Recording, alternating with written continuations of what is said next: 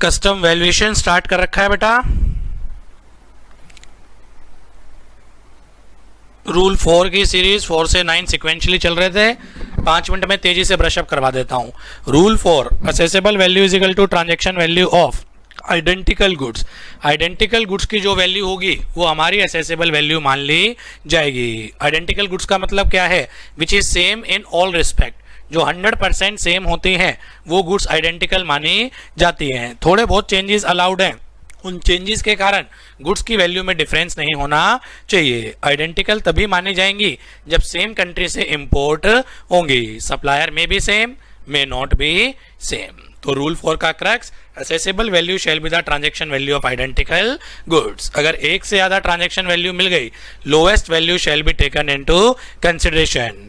बेटा identical goods तो मिल गई पर पोर्ट ऑफ इंपोर्टेशन सेम नहीं है, then loss as valuation rule 4 के अंदर ही होगी। फ्रेट एंड इंश्योरेंस क्या कर लेना, आप एडजस्ट कर लेना। 3 केसेस में रूल 4 अप्लाई नहीं होता। नंबर 1, आइडेंटिकल गुड्स नहीं मिली। नंबर 2, आइडेंटिकल गुड्स मिली under provisional assessment. Number 3, identical goods मिली, उसकी खुद की टीवी क्या हुई थी बेटा, रिजेक्ट हुई थी। इन 3 केसेस में आपके बेटा रूल 4 से बाहर निकल जाएंगे। वैल्यूएशन आ जाती है बेटा रूल 5। रूल 5 आपका बोलता है assessable value is equal to transaction value of similar goods. जो 100% सेम होती है आइडेंटिकल, जो मिलती जुलती होती है सिमिलर।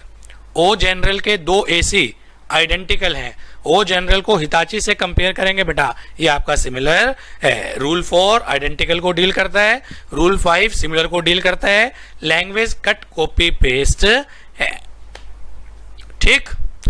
फाइनली आज की क्लास अपने स्टार्ट करते हैं बेटा। रूल 6, रूल 6 कोई वैल्यूएशन नहीं करता। रूल 6 ये बोलता है अगर इंपोर्टर अप्लाई कर दे पीओ को कि 7 से पहले 8 लगाओ, तो पीओ 7 से पहले 8 लगा सकता है। बस रूल 6 किसी टाइप की कोई वैल्यूएशन नहीं करता। रूल 6 ये बोलता है on the request of importer PO में make the assessment under rule 8 first. अगर एसएससी बेटा रिक्वेस्ट कर दे कि 7 से पहले क्या लगा दो जी, 8 लगा दो, तो पीओ चाहे तो 7 से पहले क्या लगा सकता है बेटा, 8 लगा सकता है। तो क्रक्स ऑफ द मैटर, मैं 7 डिटेल में पढ़ा देता हूं, 8 डिटेल में पढ़ा देता हूं। जब 7 और 8 पढ़ लेंगे तो मैं आपसे क्वेश्चन पूछूंगा कि इंपोर्टर ऐसा क्यों करता होगा कि 7 से पहले 8 लगा लो। रूल 6 समझ में आ गया ना बेटा।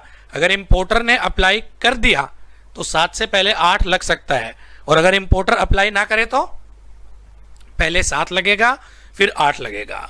तो रूल 6 अपने आप में किसी टाइप की कोई वैल्यू नहीं करता। रूल 6 ये क्या बोलता है, अगर हेडिंग की बात करें बेटा, रिवर्सल ऑफ ऑर्डर। ऑर्डर मतलब सीक्वेंस,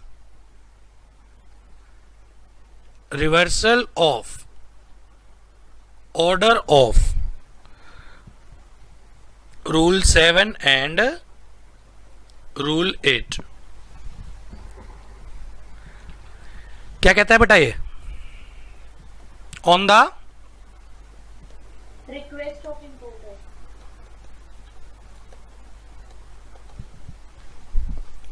कोमा पीओ में make assessment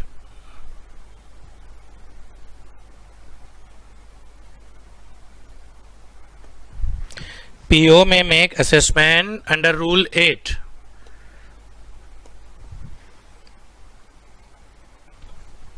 under rule 8 first and then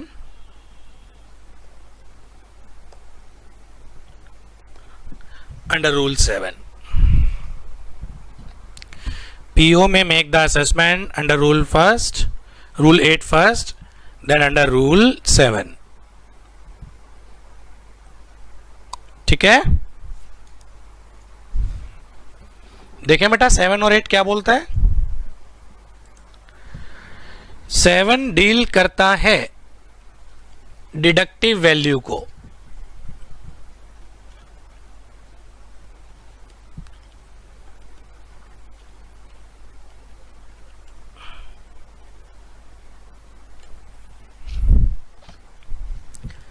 focus रखना, जरा डायग्राम बनाओ, एक डायग्राम से समझ में आएगा बेटा। ये डिडक्टिव वैल्यू, ये अपना ज्योग्राफिकल रीजन इंडिया, थोड़ा बड़ा बनाना, यूएसए, यूएसए से आर्टिकल गुजरात पोर्ट पे आया, लेट अस से प्रोजेक्टर था 1 लाख का। सारी कहानी मन मन में रिवाइज करते हैं। मैंने वैल्यू बताई बेटा इसकी 1 लाख, पीओ सेटिस्फाइड नहीं हुआ, उसने मेरी वैल्यू रिजेक्ट कर दी।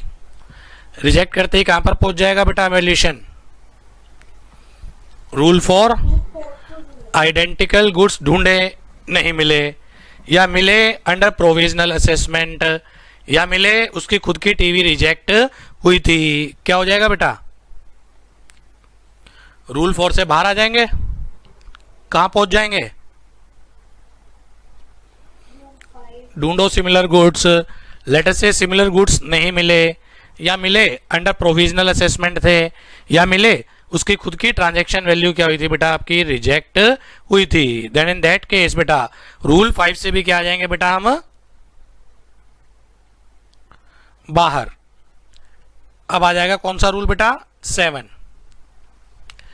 प्लीज फोकस रखना, जरा बार बार रिपीट नहीं हो पाएगा ये। गुजरात पोर्ट से ये आर्टिकल मैं होम कंजम्पशन में ले गया हूं, लेट अस से दिल्ली। रूल 7 ये बोलता है कि दिल्ली का सेल प्राइस लो और बैकवर्ड कैलकुलेशन करते करते गुजरात पोर्ट पे आ जाओ। दिल्ली का सेल प्राइस लो और बैकवर्ड कैलकुलेशन करते करते कहां पर पहुंच जाओ बेटा? दिल्ली गुजरात पोर्ट पे पहुंच जाओ। तो कहां से स्टार्ट होना है बेटा? कहां से स्टार्ट करना है अपने को रूल 7 में? इंडियन सेल प्राइस कितने का बेचा? आप लिख रहे हैं ये?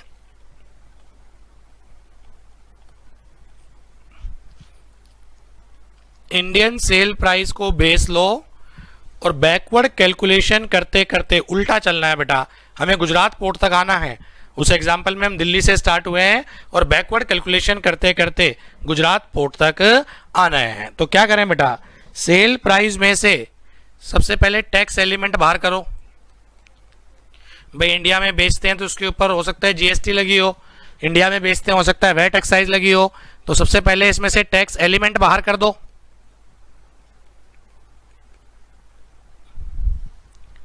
समझ आ रहा है? सबसे पहले इसमें से टैक्स एलिमेंट बाहर कर दो, फिर इसमें से प्रॉफिट मार्जिन बाहर कर दो। ये मेरी कॉस्ट कहां पर आ गई बेटा? प्रॉफिट मार्जिन माइनस करते ही कॉस्ट एट दिल्ली प्रीमाइसेस कहां पर आ गई बेटा? ये कॉस्ट एट दिल्ली प्रीमाइसेस। फिर सेल के रिगार्डिंग अगर कोई खर्चे हैं वो माइनस करो, कोई ब्रोकरेज कमीशन दी हो तो।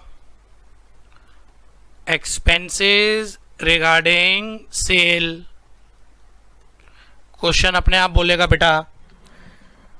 फिर ये बोलेगा हो सकता है, सामने स्क्रीन पे ध्यान देना बेटा, मैंने इंपोर्ट करा हो लेट अस से फैब्रिक, और इंडिया में मैं फैब्रिक से रेडीमेड गारमेंट बना के बेच रहा हूं। वैल्यूएशन किसकी चल रही होगी? फैब्रिक की या रेडीमेड गारमेंट की? प्रोजेक्टर भूल जाना 1 मिनट के लिए। मैंने इंपोर्ट करा फैब्रिक और इंडिया में मैं इससे क्या बना के बेच रहा हूं बेटा? रेडीमेड गारमेंट बना के बेच रहा हूं। वैल्यूएशन किसकी चल रही है पहले तो ये बताओ? फैब्रिक की। देन इन दैट के सेल प्राइस तो किसका होगा बेटा? ये आपका रेडीमेड गारमेंट का।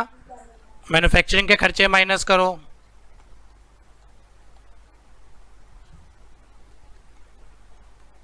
क्वेश्चन देगा सारी इंफॉर्मेशन। ये टैक्स लगे हुए होंगे लोकल, जीएसटी इसको माइनस कर लो, प्रॉफिट मार्जिन इसको माइनस कर लो, expenses regarding sale commission brokerage बोलेगा उसको माइनस कर लो, मैन्युफैक्चरिंग के खर्चे हैं उसको क्या कर लो बेटा? आप माइनस कर लो।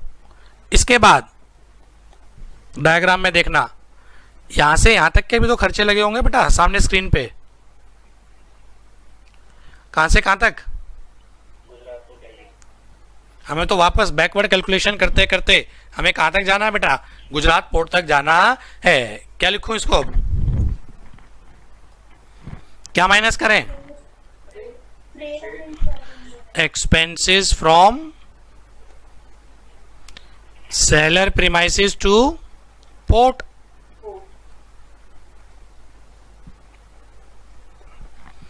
बैकवर्ड कैलकुलेशन करते करते आर्टिकल कहां पर आ गया बेटा? पोर्ट पे। ठीक, एक बार जरा यहाँ तक दोबारा देखो, सेल प्राइस को बेस लो, उसमें से टैक्स एलिमेंट माइनस कर दो, प्रॉफिट मार्जिन माइनस कर दो, आपका बेटा एक्सपेंसेस रिगार्डिंग सेल माइनस कर दो, मैन्युफैक्चरिंग एक्सपेंस माइनस कर दो, expense from seller premises two port, ये क्या कर दें साहब आप माइनस कर दें। कहां पर पहुंच गया बेटा मैं? पोर्ट पे। अब प्लीज जरा मेरा क्वेश्चन ध्यान से सुनना, मैं क्या पूछूंगा। यूएसए से आर्टिकल गुजरात पोर्ट पे आया होगा, एक बार ये भूल जाना, रूल 7 में नॉर्मल पूछ रहा हूं। आपने क्लियर करने के लिए क्या करा होगा सबसे पहले?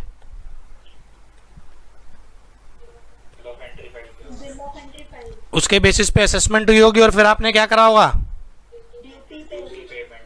फिर उसने क्या दिया होगा? Out of charge order. उसकी कॉपी लेके किसके पास गए होगे आप? कस्टोडियन के पास। कस्टोडियन के चार्जेस पे किए होंगे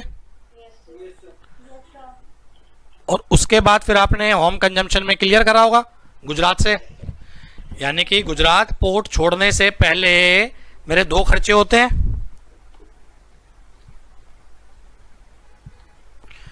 गुजरात पोर्ट छोड़ने से पहले मैं बोल सकता हूं मेरे दो खर्चे होते हैं। कौन कौन से? इंपोर्ट ड्यूटी लायबिलिटी और कस्टोडियन चार्जेस। तो हमें तो वैल्यू निकालनी है बेटा, वैल्यू निकालनी है। और क्या माइनस करूं बोलो ना? हमें वो वैल्यू निकालनी है जिसके ऊपर इंपोर्ट ड्यूटी लगे। तो क्या और कुछ माइनस करूं? यस, क्या माइनस करें? कस्टोडियन चार्जेस, लैंडिंग चार्जेस, कुछ भी बोल दो इसको। ये जो निकल के आएगा, ये जो निकल के आएगा, इसको लॉ ने नाम दिया वैल्यू इंक्लूडिंग, क्या चीज बता सकते हो?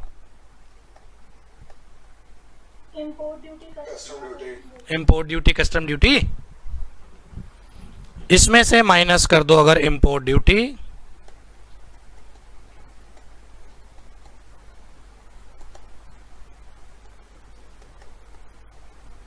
क्या निकल के आ जाएगा बेटा आपका? Transaction value under rule 7।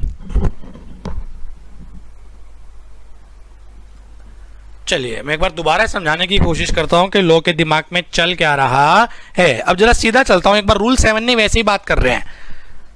USA से एक आर्टिकल मंगाया होगा हमने, लेटर से गुजरात पोर्ट पे। गुजरात पोर्ट से जरा दिल्ली प्रीमाइसिस तक चलो, क्या हुआ होगा? गुजरात पोर्ट से दिल्ली प्रीमाइसिस तक सबसे पहला खर्चा मैंने क्या करा होगा?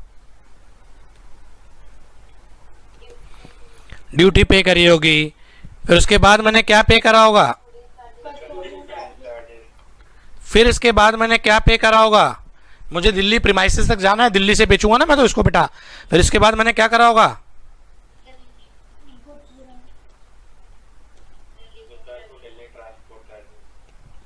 जो भी खर्चे होंगे, ट्रांसपोर्ट, इंश्योरेंस, वो हुआ होगा। आर्टिकल कहां पर आ गया बेटा मेरे? दिल्ली प्रीमाइसिस पे आ गया। फिर इस पे मैंने अपना क्या जोड़ा होगा? Profit margin. किसी ब्रोकर के थ्रू बेचा था तो उसको क्या दिया होगा? Brokerage commission. मेरा सेल प्राइस आ गया, उसके ऊपर क्या लगी होगी? उसके ऊपर जीएसटी चार्ज हुई होगी। रूल 7 अगर चेक करें, ये सारी चीजें माइनस ही तो हो रही हैं। इंडियन सेल प्राइस को बेटा उन्होंने बेस ले लिया। बिल्कुल धीरे धीरे चलें, ना समझ में आए रोकें, रटना मत। इंडियन सेल प्राइस को बेस लिया और ये बैकवर्ड कैलकुलेशन करते करते कहां तक पहुंच गए बेटा? इंडियन पोर्ट तक पहुंच गए। इंडियन पोर्ट तक तो यहीं पे आ गए थे। फिर ये पोर्ट के खर्चे माइनस करे, कस्टोडियन चार्जेस पोर्ट का खर्चा है, और सबसे लास्ट में एक चीज और माइनस होती है, इंपोर्ट ड्यूटी लायबिलिटी। सर ये क्यों माइनस होती है? क्योंकि ये वैल्यू जो निकल के आई, इसमें कहीं ना कहीं ड्यूटी इंक्लूड है बेटा। क्योंकि सीधा जब चलेंगे तो सबसे पहले तो ड्यूटी लगी होगी ना, ये तो हम उल्टा चल रहे हैं, इसलिए सबसे आखिरी में क्या आई है? ड्यूटी आई है। सीधा जब चलेंगे सबसे पहले तो ड्यूटी लगी होगी, तो इसको लॉ ने माना इंक्लूडिंग इंपोर्ट ड्यूटी। उसमें से पे कर दी बेटा आपने इंपोर्ट ड्यूटी, माइनस कर दो। बैलेंस जो आएगा ये आ जाएगा आपका ट्रांजैक्शन वैल्यू अंडर रूल 7। नहीं आया समझ में? आ गया समझ में? श्योर? मुझे ये बताना बेटा, रूल 7 कब कब पॉसिबल नहीं है? रूल 7 से बाहर कब निकले? जो पढ़े बैठे हो वो चुप बैठे रहना बेटा, जो मेरे से पढ़े हुए हो। रूल 7 कब अप्लाई नहीं हो पाएगा? नहीं, अगर बेटा मैंने साहब सब्सिक्वेंट रीसेल ही नहीं करा, ये तो प्रोविजन तब लगे ना जब मैं रीसेल करता हूँ। दीपक जैन क्लासेस ने प्रोजेक्टर मंगाया, मुझे बेचना थोड़ी ना है, मुझे तो सेल्फ कंज्यूम करना है। आप समझ पा रहे हो? मुझे बेचना नहीं है, मुझे क्या करना है बेटा? सेल्फ कंज्यूम करना है। तो रूल 7 से बाहर निकल जाएंगे बेटा। कहाँ जाएगी वैल्यूएशन? रूल 8। रूल 7 तभी लगता है जब इंडिया में बिक रहा है और सेल प्राइस कंफर्म है। कई बार तो सेल प्राइस भी ऊपर नीचे होते हैं। मेरे मल्टीपल आउटलेट है, पोस्ट एरिया में आउटलेट है, वहाँ थोड़ा ज़्यादा बेच रहा हूँ बेटा, थोड़ा सा लो एरिया में आउटलेट है, वहाँ थोड़ा सस्ता बेच रहा हूँ। देन इन दैट केस अगर सेल प्राइस ही यूनिफॉर्म नहीं है तो भी रूल 7 नहीं लगता बेटा, बाहर निकल जाएंगे। वैल्यूएशन चली जाएगी कहाँ पर बेटा? रूल 8 में। तो 7 तभी लगता है इलेक्ट्रॉनिक आइटम्स जो हैं बेटा, इनका जनरली सेल प्राइस यूनिफॉर्म रहता है। बाहर से लैपटॉप इंपोर्ट किए, डेल के, इनोवो के बेटा आपके लैपटॉप इंपोर्ट किए, वो किसी भी प्रीमाइसिस से पूछ ले, by and large rate same रहता है। 1500 ऊपर नीचे होता है पर by and large rate same रहता है। वो सेल प्राइस फिक्स है, प्रॉफिट मार्जिन फिक्स रहते हैं, उनके पता होते हैं बेटा। डिपार्टमेंट पूछेगा तो उनके प्रॉफिट मार्जिन फिक्स रहते हैं। वैट रेट पता है, जीएसटी रेट, बैकवर्ड कैलकुलेशन करते करते हम पोर्ट तक जा सकते हैं। अगर कोई ऐसा आर्टिकल है जिसका सेल प्राइस ही नहीं पता, या वो आर्टिकल इंडिया में हम सेल नहीं कर रहे, कैप्टिवली कंज्यूम कर जाते हैं बेटा, तो फिर रूल 7 से बाहर निकलना पड़ेगा। वैल्यूएशन कहाँ पहुंचेगी? बोलते रहो। रूल 8।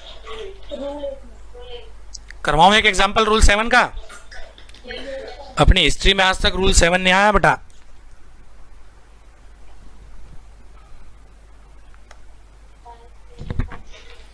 देखो,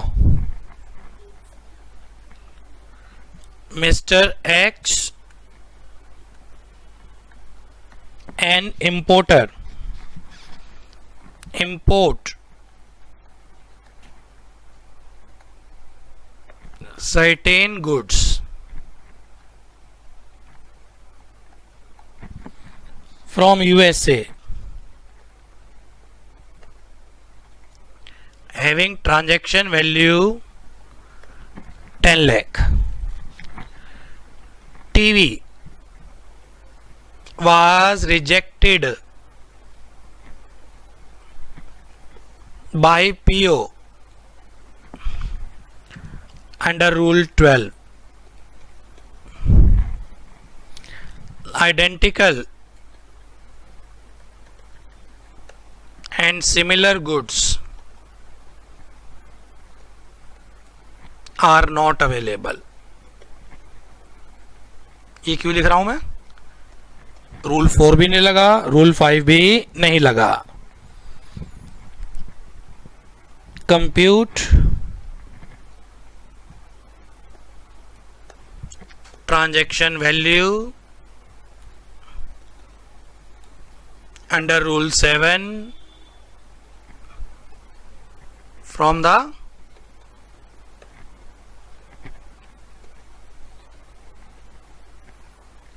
following information. Number 1, sale price in India.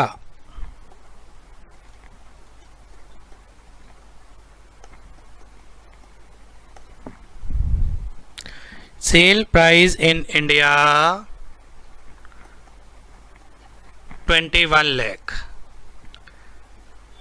Including 5% GST. Commission to agent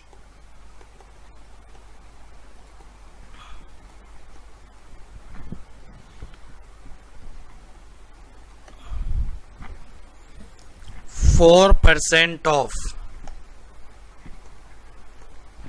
sale price before GST. Value addition जिसको मैन्युफैक्चरिंग एक्सपेंस बोलते हैं,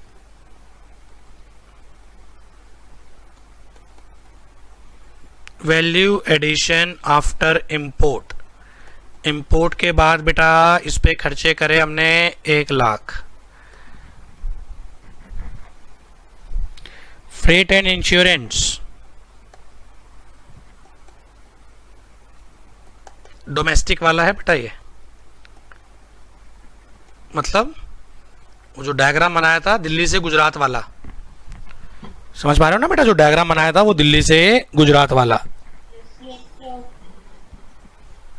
80,000।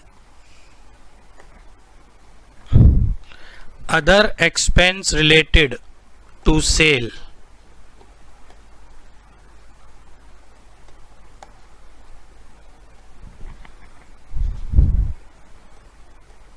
$90,000। प्रॉफिट मार्जिन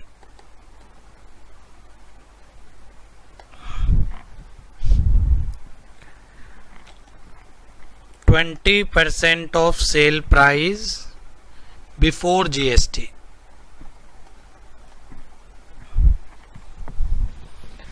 बढ़िया क्वेश्चन बना दूं ना?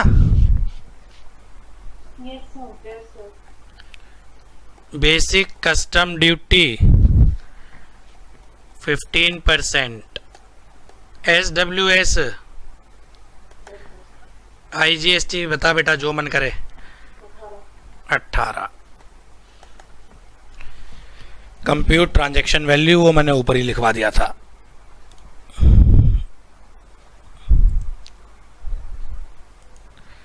फाइव मार्क्स चैलेंज है बेटा, अगर ये आप कर दो। क्वेश्चन लिख लिया?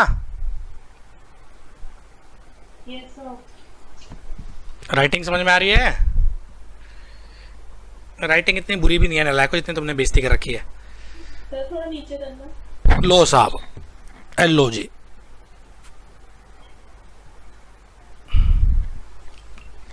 ट्राई करें, try. 5 marks, 5 minute the.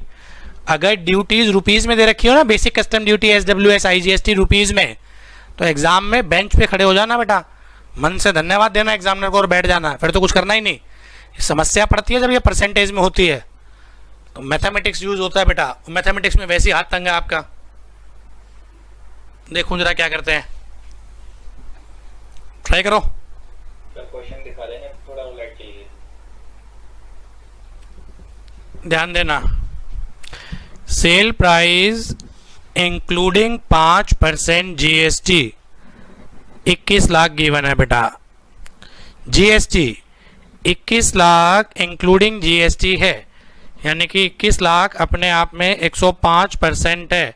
What would be 5%? वो कैलकुलेट करेंगे, निकल के आ जाएगी बेटा आपकी 1 लाख। ठीक साहब? GST में कोई ifs and buts point form में बोलते रहना बेटा मेरे को। यस और नो करो, अरे बोलो। चलो उसके बाद कमीशन टू एजेंट, क्वेश्चन ने बोला है 4% of sale price before GST। तो बेटा 21 लाख सेल प्राइस है, उसमें GST 1 लाख है, बिफोर GST हो जाएगा बेटा ये 20 लाख। 20 लाख का 4% बेटा 80,000। फिर परसेंटेज वाली आइटम मैंने पहले ले ली, profit margin 20% of sale price before charging GST, वो निकल के आ गई आपकी कितनी बेटा 4 लाख। ये निकल के आ गई बेटा आपके कितने 4 लाख। फिर इसके बाद अगला खर्चा दे रखा है, अगला खर्चा दे रखा है, वैल्यू एडिशन माइनस कर दो। अगला खर्चा दे रखा है फ्रेट एंड इंश्योरेंस, ये माइनस कर दो। अगला खर्चा दे रखा है, अगला खर्चा बेटा अदर एक्सपेंस, ये माइनस कर दो। फिर जो फिगर निकल के आएगी, फिर जो फिगर निकल के आएगी ये आएगी बेटा आपकी value including import duty. 12.5 lakh तक कोई इफ्स एंड बट्स बेटा।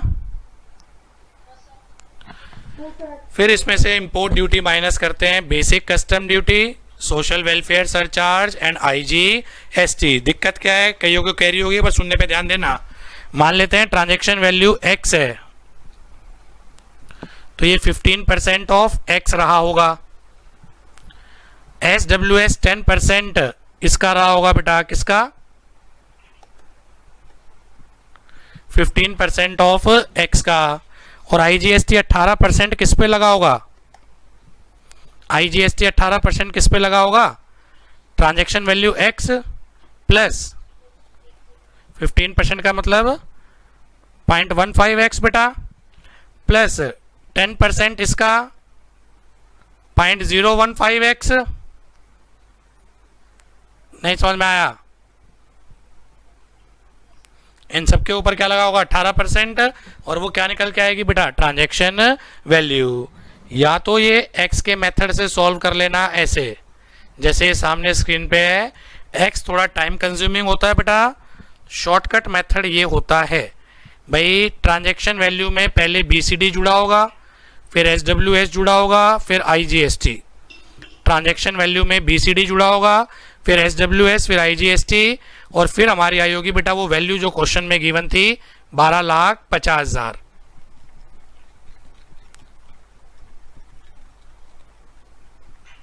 ठीक।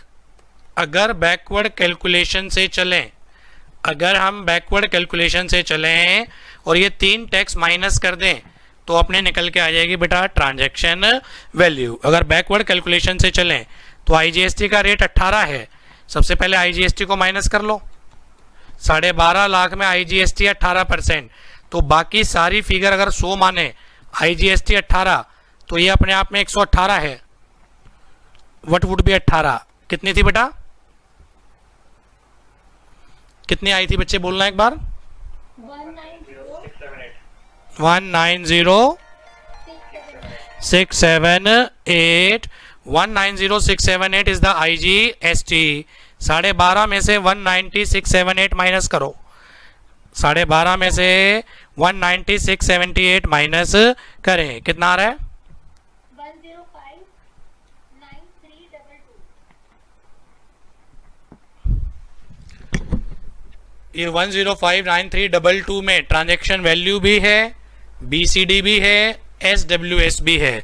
BCD का रेट है बेटा 15, SWS का रेट है 10, 10 इस 15 का है, यानी कि देखा जाए तो 1.5। तो यानी कि 105 के अंदर ट्रांजैक्शन वैल्यू भी है, BCD भी है, SWS भी है।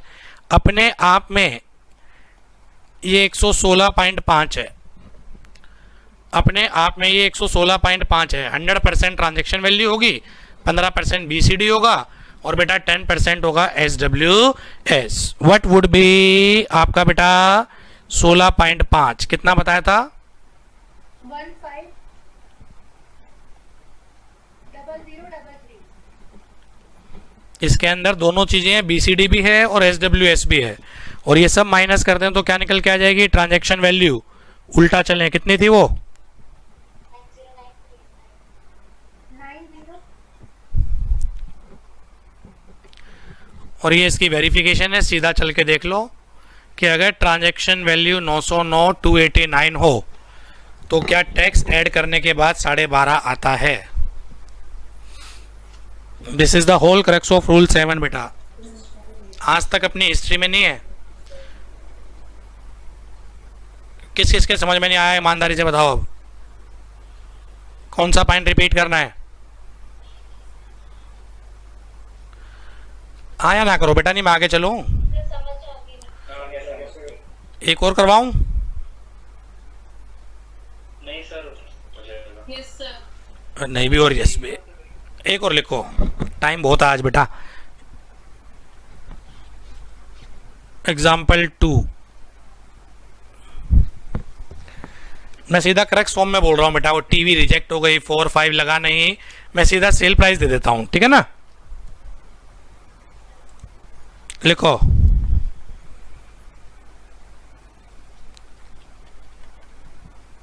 Sale price 11,20,000। अरे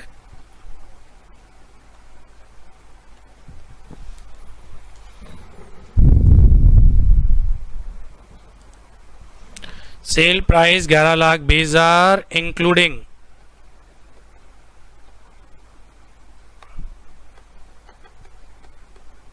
%12 GST।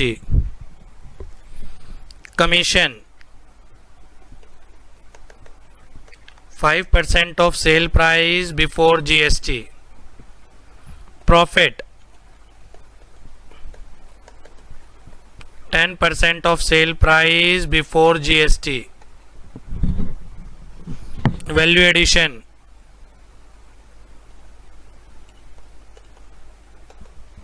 80,000. Other expense 50,000. Custodian charges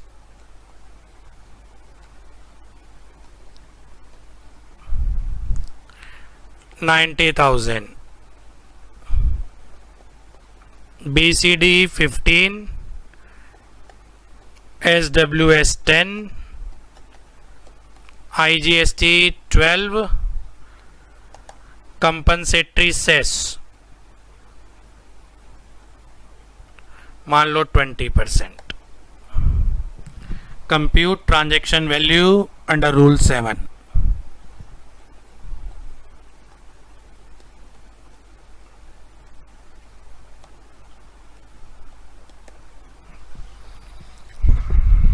करो बेटा ट्राई.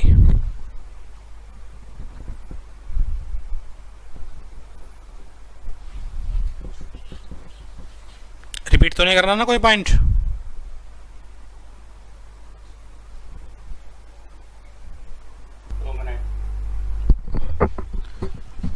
सेल प्राइस बताओ बेटा.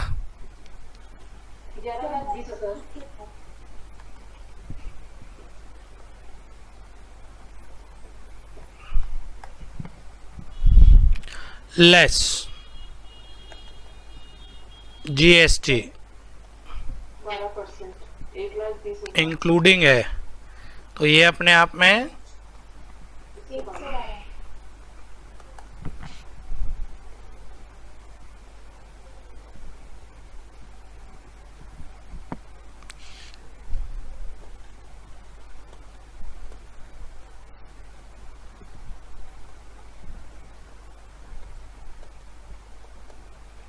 चलो आगे बोलो. commission 5%, minus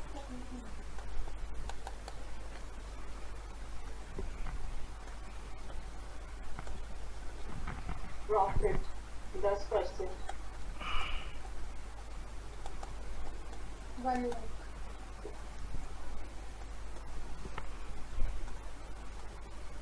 value addition 80,000, 50,000.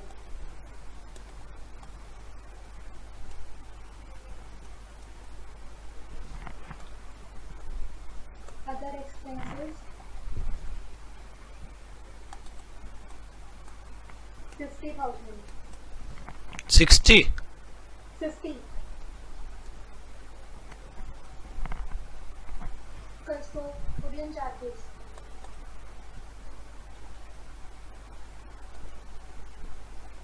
90,000.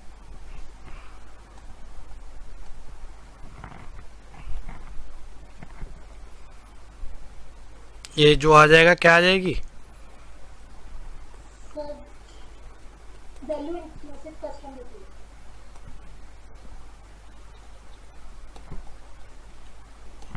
हम्म 6,30,000.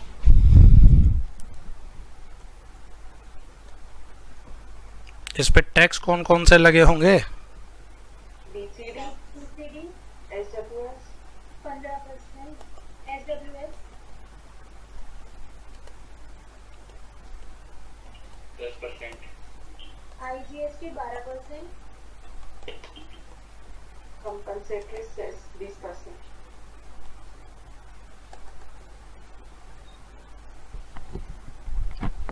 %20.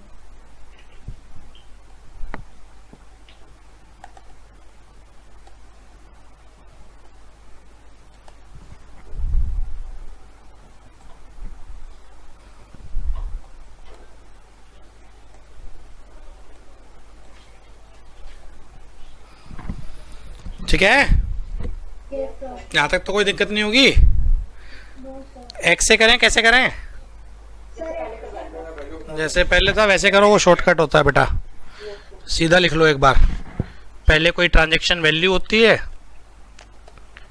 उसमें BCD 15% होगी, उसमें SWS 10%, IGST 12%, कंपनसेटरी सेस 20%, उन सबका टोटल अपने पास है कितना? 6,30,000.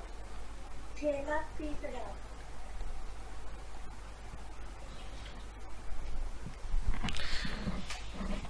ये दोनों किसके ऊपर लगते हैं? TV plus BCD plus SWS, transaction value plus BCD plus SWS पे बेटा। तो मैं बोल सकता हूं 6,30,000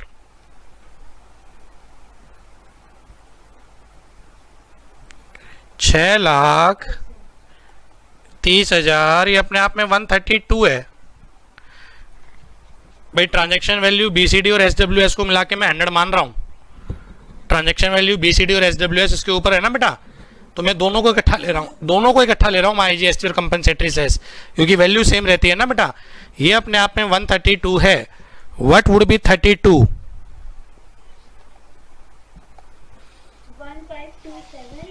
1527, 27, ये मैं कह सकता हूं ये दोनों चीजें हैं।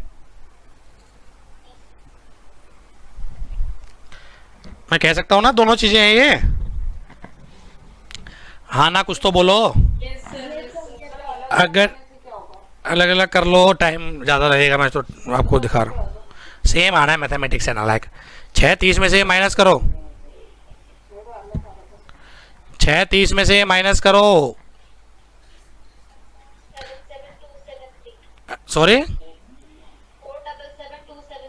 4,77,273। अब ये बता सकते हो ये अपने आप में कितनी है? इसके अंदर ट्रांजैक्शन वैल्यू भी है, BCD भी है, SWS भी है। ट्रांजैक्शन वैल्यू भी है, BCD भी है, SWS भी है, यानी कि अपने आप में व्हाट वुड बी 16.5? 6,7 मैं बोल सकता हूँ ये दोनों है। yes sir, तो इन सबको अगर माइनस कर दें, उल्टा चल रहे हैं ना बेटा हम, तो इन सबको अगर माइनस कर दें ट्रांजैक्शन वैल्यू आ जाएगी। बोलना 96 ये आंसर है बेटा। वेरीफाई करो, सीधा चलो और वेरीफाई करो। हाँ बोलो, ट्रांजैक्शन वैल्यू अंडर रूल 7 कितनी? 409, 676, बेसिक कस्टम ड्यूटी 15% ऑफ, 409, 676,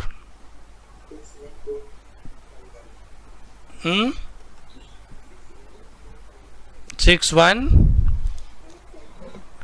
आवाज नहीं आ रही बेटा आपकी मेरे को।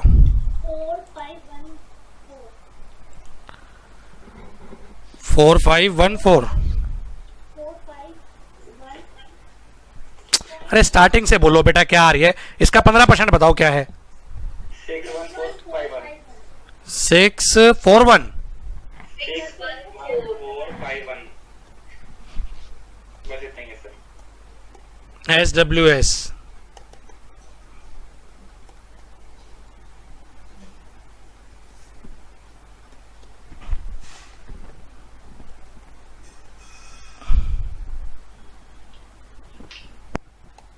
IGST कितना परसेंट था?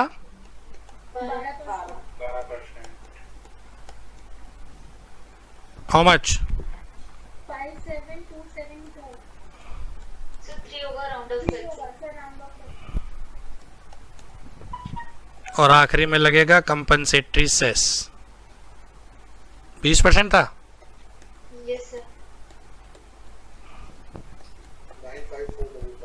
सॉरी 95454 ये आ जाएगी आपकी बेटा टोटल वैल्यू, और वो चेक कर लेना उसके आसपास ही आ रही होगी, 1-2 रुपए ऊपर नीचे।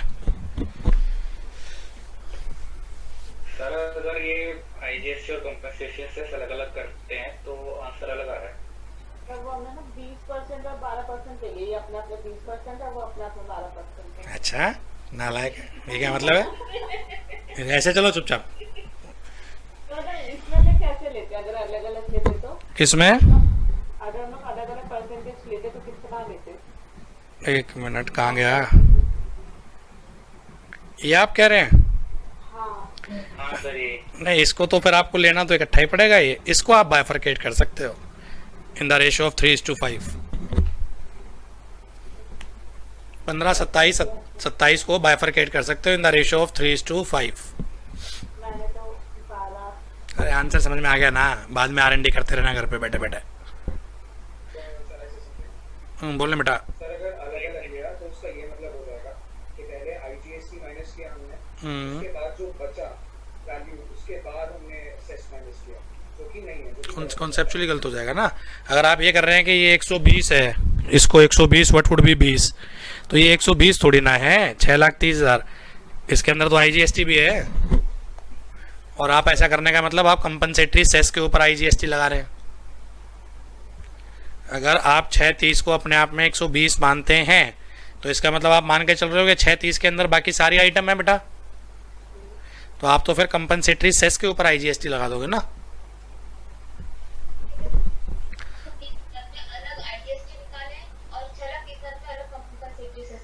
अरे भाई ऐसे सॉल्व करो या एक्स से सॉल्व करो, अपना देखते रहना, टैली मैंने करा दिया। ठीक है, चलो आगे चलो, रूल 8 पे आओ।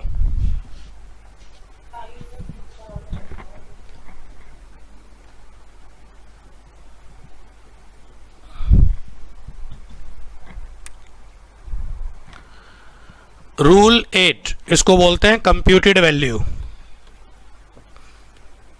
ट्रांजैक्शन वैल्यू रिजेक्ट हो गई, आइडेंटिकल गुड्स मिली नहीं, सिमिलर गुड्स मिली नहीं, समझने के लिए 7 में वैल्यू हो नहीं पा रही। लो क्या बोलता है बेटा, रूल 8 पे आ जाओ। रूल 8 कुछ नहीं है, सेलर प्रीमाइसिस से स्टार्ट हो जाओ। सेलर की कॉस्ट शीट उठाओ, उसकी cost low, reasonable profit add करो और सारे खर्चे ऐड करते करते करते करते कहां तक आ जाओ? Indian board.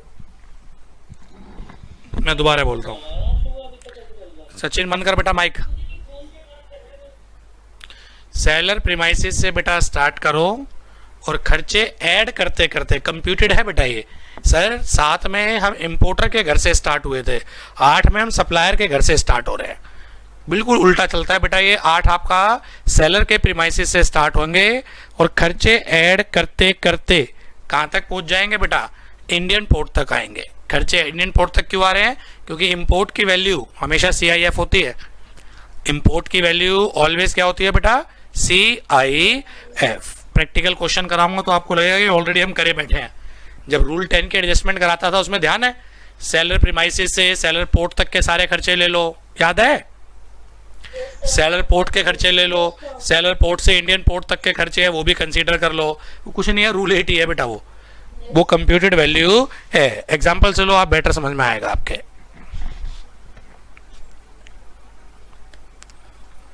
वो कहानी में लिखवा नहीं रहा कि ट्रांजैक्शन वैल्यू रिजेक्ट हो गई, 4, 5, 7 लग नहीं पा रहा, मैं सीधा मुद्दे पे आ रहा हूं। रूल 8 ये बोलता है सप्लायर की कॉस्ट शीट उठाओ, कॉस्ट ऑफ प्रोडक्शन लो नालायक का।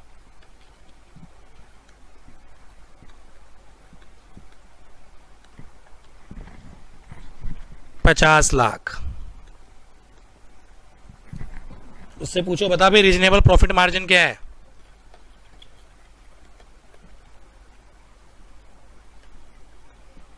%10 है। उससे पूछो वहां के लोकल टैक्सेस क्या क्या हैं। हो सकता है टैक्स लगते हो बेटा, 1 लाख रुपए के हैं।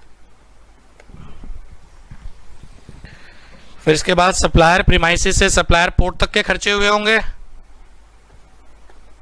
हाँ करो। Yes sir.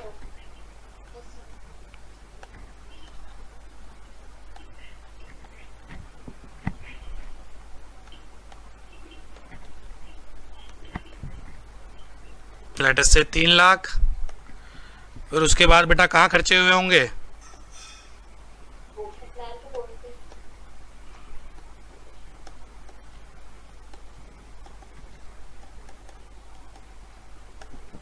फिर उसके बाद फ्रेट लगा होगा, इंश्योरेंस लगा होगा, ओशियन फ्रेट, ओशियन इंश्योरेंस, वो मैं दे नहीं रहा। देने का मतलब क्या है, मतलब कहना चाह रहा हूँ मैं अनअसर्टेनेबल। देने का मतलब ये मत समझ लेना कि दे नहीं रहे सर आप, तो पता नहीं क्यों नहीं दे रहे, अनअसर्टेनेबल है। Compute transaction value under rule 8। 100% सही बताओगे बेटा आप। Compute transaction value under rule 8।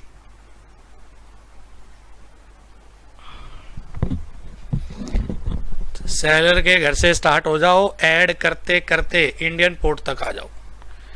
Seller के घर से स्टार्ट हो जाओ बेटा, ऐड करते करते इंडियन पोर्ट तक आ जाओ। एक मैं कराऊं? कर लेंगे सर। बोलो। ये जो आपने सप्लायर लिखा है, बोलें। और भी सेलर, हम्म, ये जो सप्लायर लिखा है, हमने ये सेलर होना चाहिए ना। सप्लायर बोल दो, सेलर बोल दो, बात तो एक ही है, फर्क क्या आएगा? कंफ्यूजन होता है ना सप्लायर के केस में, वो जहाँ से हमने गुड्स खरीदे हैं। सप्लायर सर वो हो जाता है ना फिर जहाँ से हमने गुड्स खरीदे हैं। और सेलर कौन हो जाता है? सेलर जो अभी इंडिया में जो गुड्स खरीद के इंडिया में जो सेल कर, अरे नालायक, इंपोर्टर है वो। हाँ जी वही इम्पोर्टर। तो ये भाई यूएस से।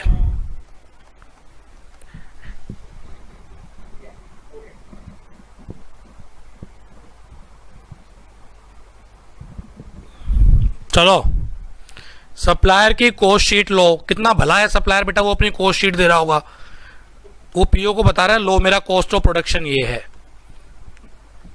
कितने लाख? 7 लाख।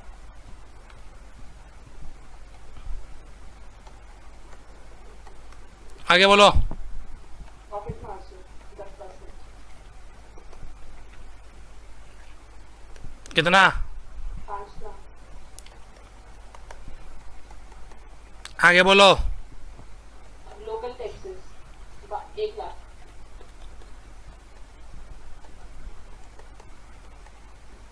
आगे बोलो। From supplier premises to supplier port 3 lakh. SP to SP क्या मतलब?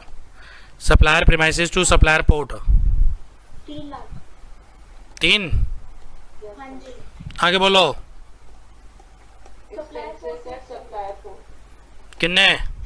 1 लाख। ये कोई 40 कह रहा है, कोई 1 लाख कह रहा है, क्या मजाक चल रहा है ये? सर 1 लाख है। ये क्या आ जाएगा? हमें क्या पता सर ये क्या आ जाएगा, हम तो चुपचाप नकल मार रहे हैं, क्लास के बाद समझेंगे हम तो क्या है ये। 55, 56, 57, 60, 61। Yes sir. नेक्स्ट 8 लाख है। 60 आ रहा है टोटल। 60 आ रहा है। 60 लाख आ रहा है। 60 ही लिखा है। अरे 60 ही लिखा है। चलो फ्रेट 30% ऑफ एफओबी। अनसर्टेनेबल है।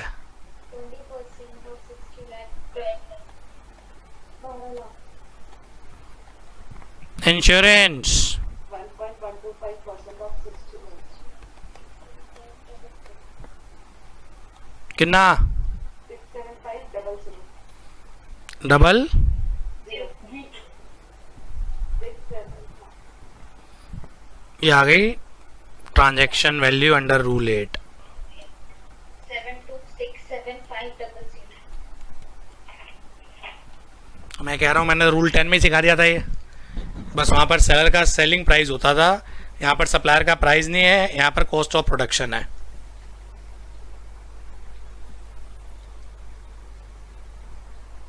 बढ़ूँ आगे? और थोड़ा सा प्रैक्टिकल ज्ञान देता हूँ।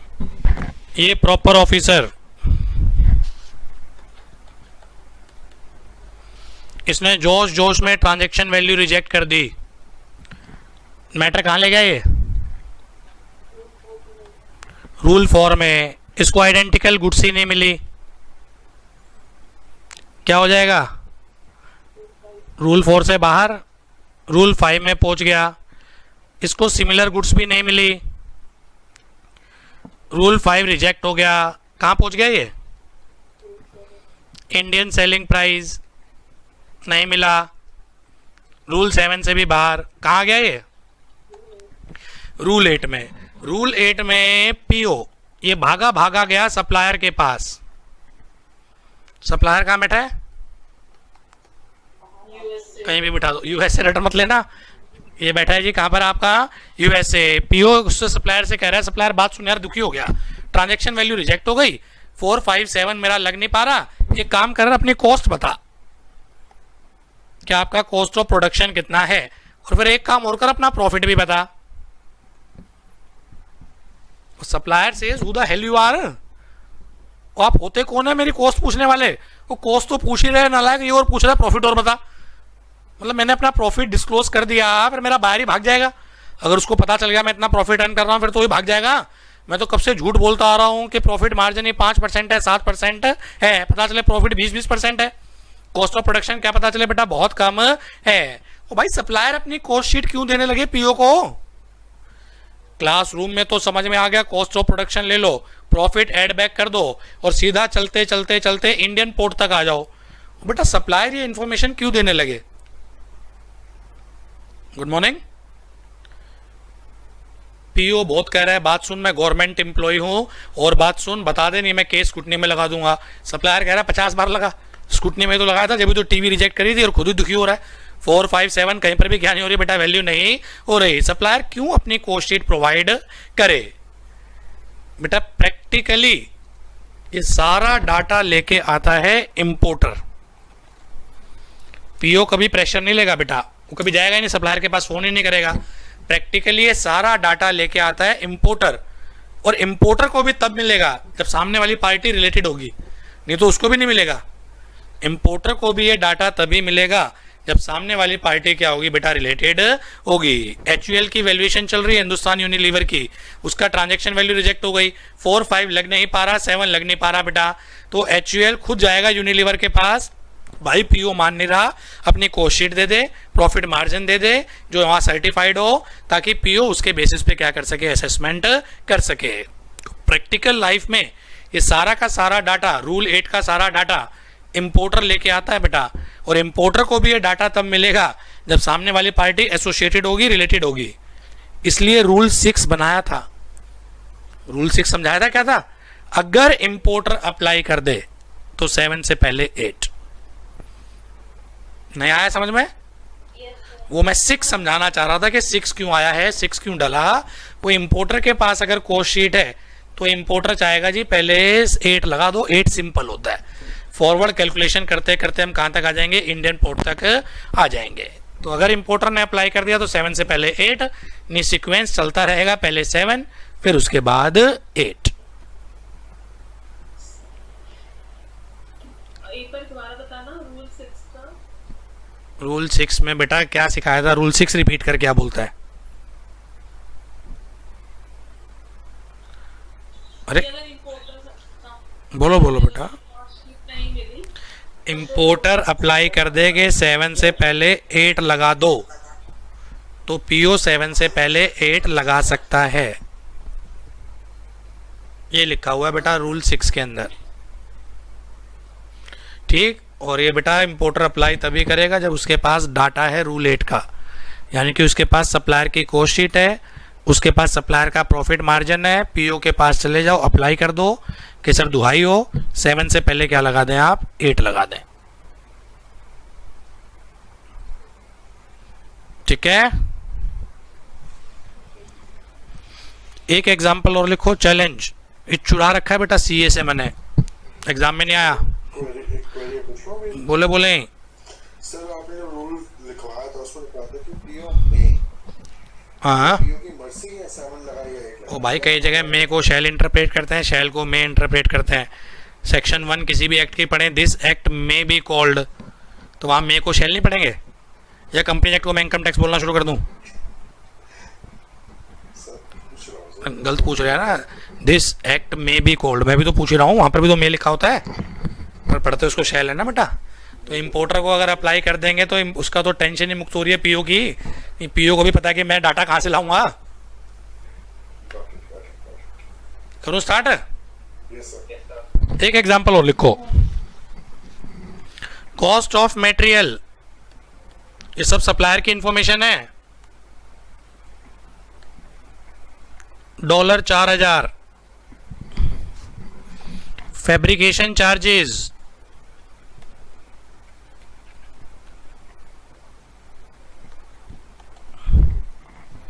$1000,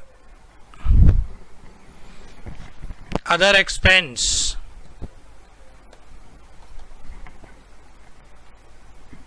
$800, फ्रेट,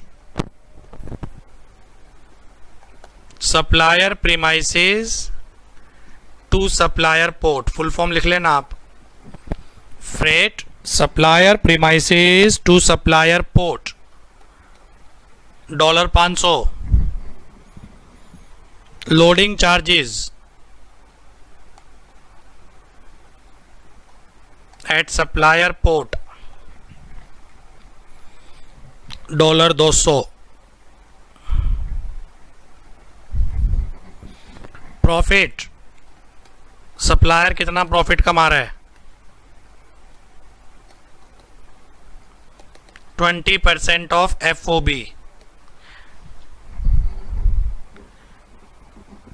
20% ऑफ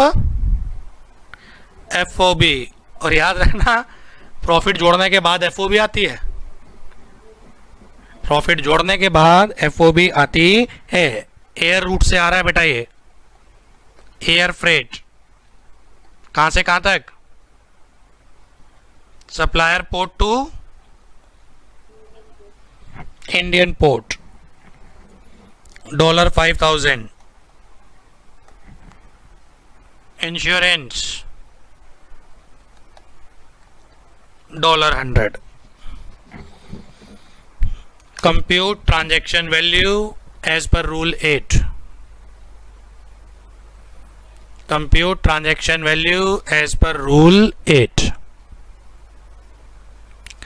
महापंडित मान लिए जाओगे बेटा अगर ये आपने सॉल्व कर दिया। सर एक्सचेंज रेट, अरे नालायक, खाली इसी में निकाल दे बस तू, फॉरेन करेंसी में। अगर एग्जाम में ना हो तो नाराज मत होना, पर अब पूछ लिया तो चलो बता देता हूं। एक्सचेंज रेट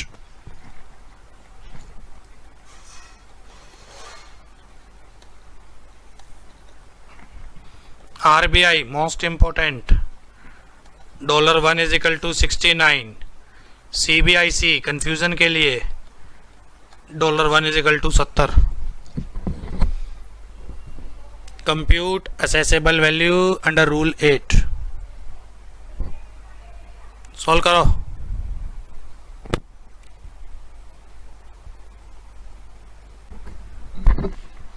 फरमाएं, सबसे पहले क्या दे रखा है, cost of material, cost of material कितना, 4000, आगे बोलना, फैब्रिकेशन चार्जेस कितना, 1000, आगे दसो, अदर एक्सपेंस 800, आगे दसो, freight supplier premises to supplier port 500,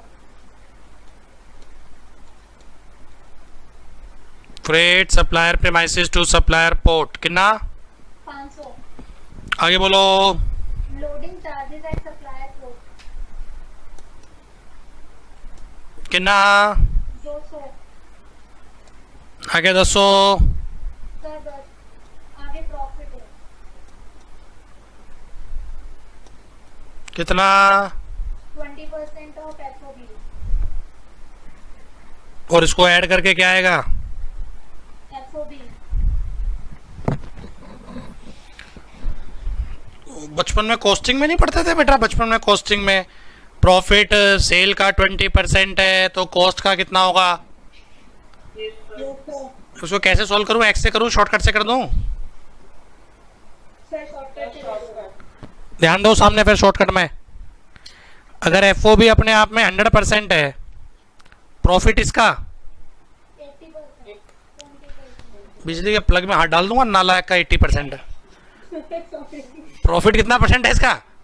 20%. 20. इतना क्यों हड़बड़ा रहे हो? धीरे धीरे चलो ना, आधी चीजें तो आप अपने आप मुश्किल कर लेते हो।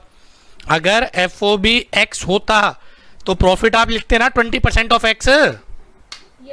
वो तो मैं X वाले झगड़े खत्म कर रहा हूँ, शॉर्टकट में निकालना सिखा रहा हूँ। अगर FOB 100% है तो प्रॉफिट इसका 20 है, हाँ जी. ठीक। ये बाकी फिगर जो बच गई, नीचे से ऊपर चल रहा हूं मैं, ये सोच के बताओ, ये अपने आप में 80 है या अपने आप में 120 है?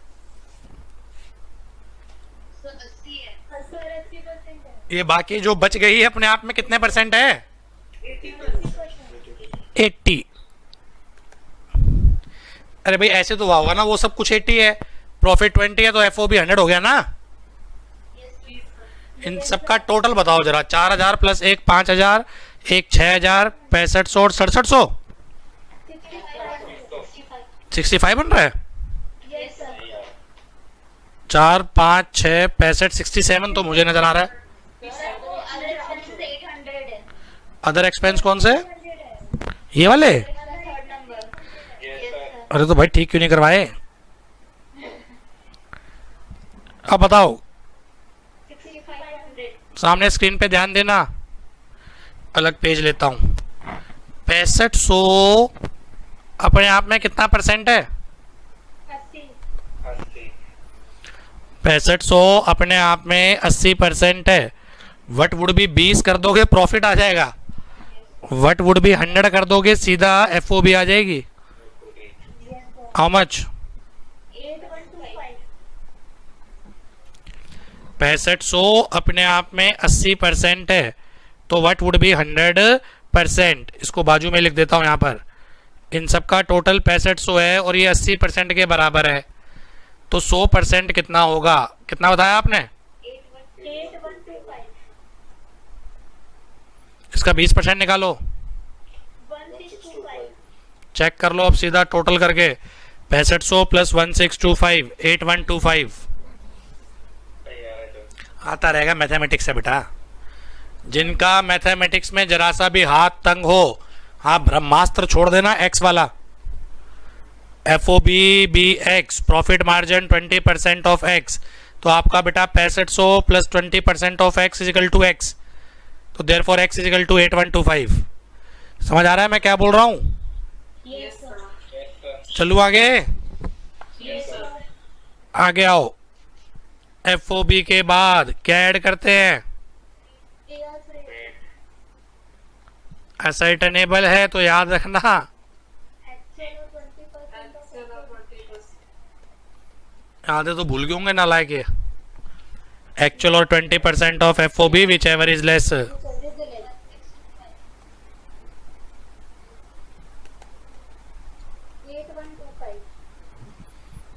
विच एवर इज लेस बताओ। 1625.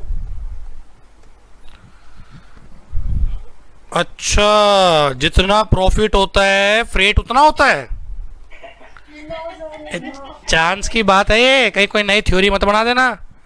Insurance Sir 100. ये आ गई ट्रांजैक्शन वैल्यू रूल 8। 9850. 98 50. INR 70 से मल्टीप्लाई CBIC का रेट ले लेना। कितना? 6989500.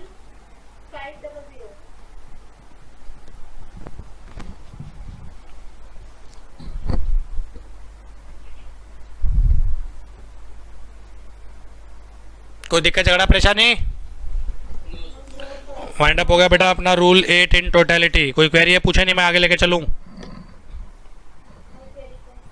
चलो रूल 9 रेजिडरी रूल।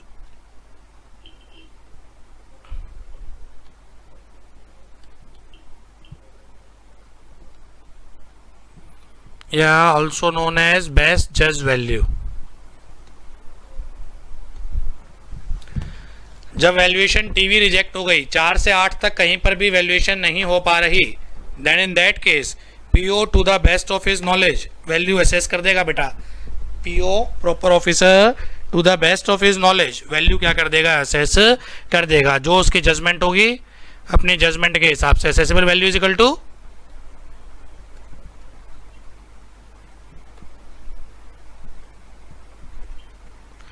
बेस्ट जज वैल्यू बाय पीओ। असेसी को proper opportunity of being heard देगा, उसके बाद वो अपनी जजमेंट के हिसाब से वैल्यू डिटरमाइन कर देगा। आइडेंटिकल गुड्स मिल नहीं रहे, सिमिलर मिल नहीं रहे, इंडियन सेल प्राइस है नहीं, सप्लायर कॉस्ट शीट का डाटा दे नहीं रहा, करे क्या, वैल्यूएशन तो करनी है बेटा। फिर पीओ अपनी जजमेंट के हिसाब से क्या कर देगा, वैल्यू कर देगा। आप सेटिस्फाइड है, इट्स ओके। अगर आप सेटिस्फाइड नहीं है तो क्या रेमेडी होगी बेटा,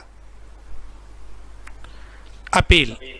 अपील में चले जाना। पहली अपील लगती है commissioner of custom appeal, second appeal लगती है सेस्टेट, थर्ड अपील लगती है बेटा हाई कोर्ट, और फोर्थ अपील लगती है बेटा आपकी सुप्रीम कोर्ट। ठीक। रूल 9 में एक अच्छी चीज दे रखी है, method not acceptable.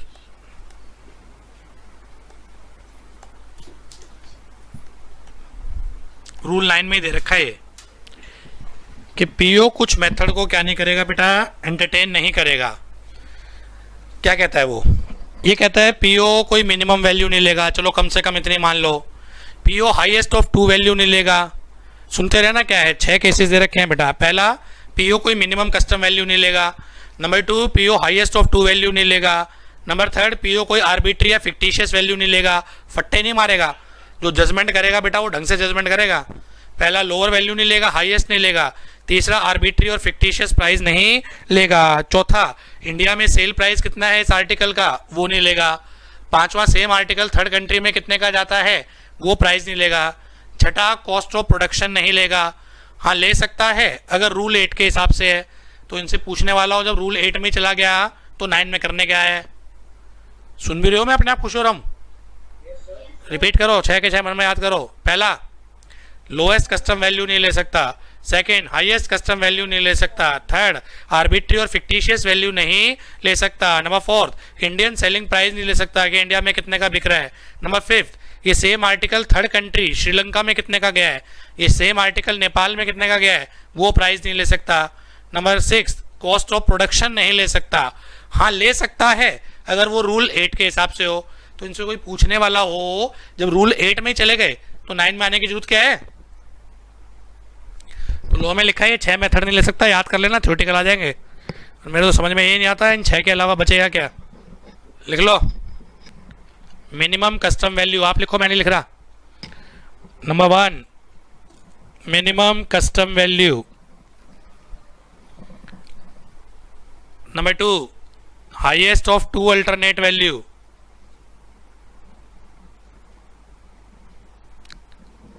Highest of 2 alternate value. Number 3, arbitrary और फिक्टिशियस वैल्यू। आर्बिट्री और fictitious value. Number 4, sale price of goods in India. Number 4, sale price of goods in India, India में कितने की बिकती है।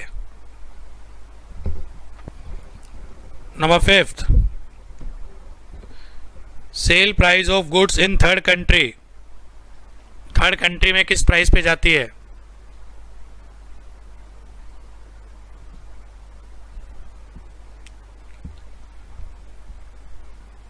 Sale price of goods in third country. और 6th and last बेटा, cost of production नहीं ले सकते, ले सकते हैं एक्सेप्ट एज पर रूल 8। जब रूल 8 में चले गए तो यहाँ आने की जरूरत क्या है।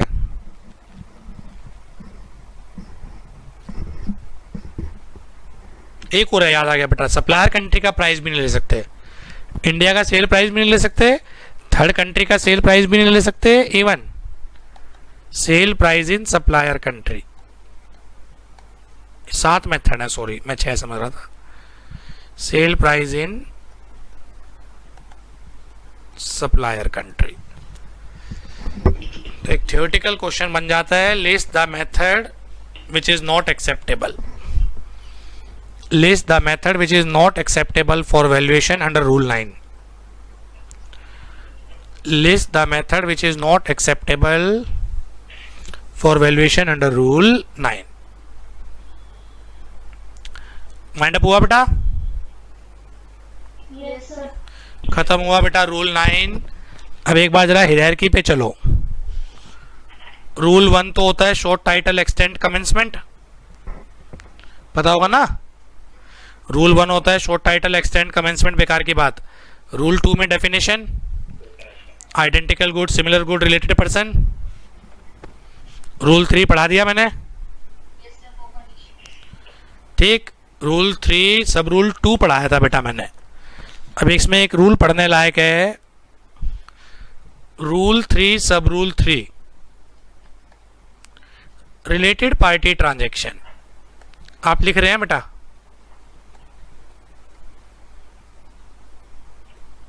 बस चैप्टर वाइंड अप कर रहा हूं मैं, जो छोटी छोटी चीजें बची हुई हैं. रूल 3.2 की 4 कंडीशन याद है बेटा आपको?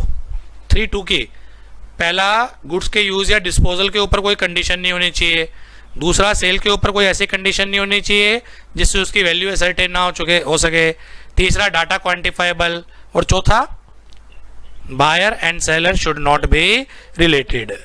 रूल 3 सब रूल 3 बोलता है merely buyer and seller related हैं. इसका मतलब ये नहीं है कि 4 से 9 में चले जाओ. Merely because buyer and seller related हैं, इसका मतलब ये नहीं है कि 4 से 9 चले जाओ. ट्रांजैक्शन वैल्यू एक्सेप्ट हो सकती है. चेक करें कि प्राइस इन्फ्लुएंस है या प्राइस इन्फ्लुएंस नहीं है.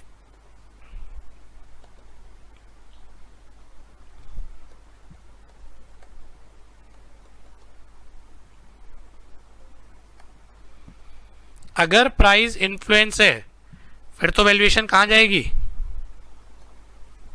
Rule 4 to Rule 9 sequential.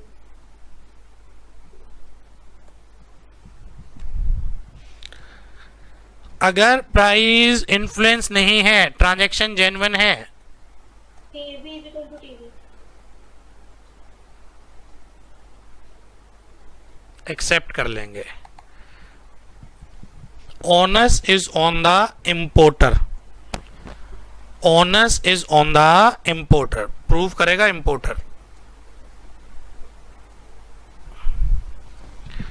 Importer ने अगर प्रूव कर दिया कि प्राइस इन्फ्लुएंस नहीं है तो बेटा ट्रांजैक्शन वैल्यू एक्सेप्ट हो जाएगी. ओनर अगर प्रूव नहीं कर पाया तो बाहर निकल जाएंगे बेटा. फिर तो यहां से वैल्यूएशन चली जाएगी रूल 4 टू रूल 9. ठीक है. तो merely because buyer and seller related हैं, याद रखना. इसका मतलब ये नहीं है कि बेटा रूल 4 से रूल 9 में वैल्यूएशन चली जाए. चेक करते हैं कि प्राइस इन्फ्लुएंस है या प्राइस इन्फ्लुएंस नहीं है. अगर प्राइस इन्फ्लुएंस है तो जाएंगे 4 to 9. अगर प्राइस इन्फ्लुएंस नहीं है, ट्रांजैक्शन वैल्यू आपकी क्या हो जाएगी बेटा? एक्सेप्ट हो जाएगी. ओनस किसके ऊपर है बेटा? इंपोर्टर के ऊपर. ओनस का मतलब बर्डन टू प्रूव. ये कौन प्रूव करे कि प्राइस इन्फ्लुएंस है या नहीं है? पीओ प्रूव करे कि प्राइस इन्फ्लुएंस है या इंपोर्टर प्रूव करे कि प्राइस इन्फ्लुएंस नहीं है? कौन प्रूव करेगा बेटा? इंपोर्टर प्रूव करेगा कि प्राइस इन्फ्लुएंस नहीं है. प्रूव कर दिया तो आपकी बेटा टीवी एक्सेप्ट हो जाएगी. नहीं कर पाया बाहर निकल जाएंगे. वैल्यूएशन चली जाएगी 4 to 9. क्लियर? चलो आगे. Yes, sir. तो रूल 1 हो गया बेटा, शॉर्ट टाइटल एक्सटेंड कमेंसमेंट होता है इसमें. रूल 2 डेफिनेशन हो गई. रूल 3 अपना कंप्लीट हो गया. रूल 4 में क्या था? आइडेंटिकल गुड्स पढ़ा दिया. रूल 5 सिमिलर गुड्स पढ़ा दिया. रूल 6 आपका बेटा 7 से पहले क्या लगा दे? 8 लगा सकते हैं अगर इंपोर्टर अप्लाई कर दे. Rule 7 deductive value. Rule 8 computed value. Rule 9 best judgement value. Rule 10 adjustment पढ़ाई थी. रूल 11 पढ़ाया नहीं. रूल 12 पढ़ा दिया. Satisfaction of fee. Rule 12 पढ़ा दी second. कौन सा बच गया? Rule 11. Rule 11. 11 कुछ नहीं है, डिक्लेरेशन बाय इंपोर्टर। रूल 11 लिखना चाहो लिख लो, डिक्लेरेशन बाय इंपोर्टर। इंपोर्टर से डिक्लेरेशन लो ना, लाइक जो वैल्यू बता रहा है ट्रू एंड फेयर है, कि कल को कोई गड़बड़ पा गई तो इसे स्टैंड चेंज नहीं कर सकता अपना। जैसे आपसे डिक्लेरेशन लेते हैं एग्जामिनेशन फॉर्म भरते वक्त कि आपने सारी टर्म्स एंड कंडीशन प्रॉपर पढ़ी हैं, वो अलग बात है, आपने पढ़ा कुछ नहीं सीधा साइन कर देते हैं।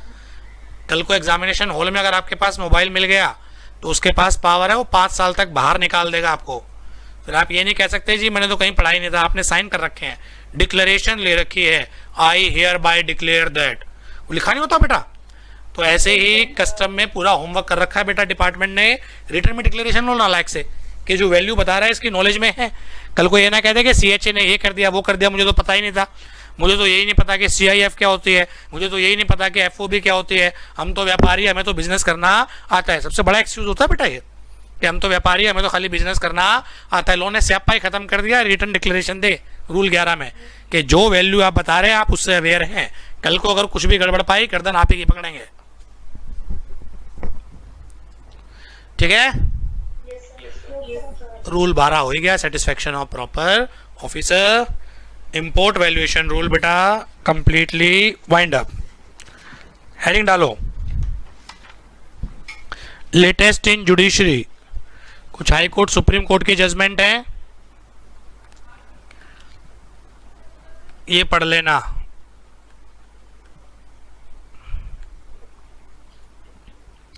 सबसे पहला केस ये एग्जाम में आया हुआ है बेटा,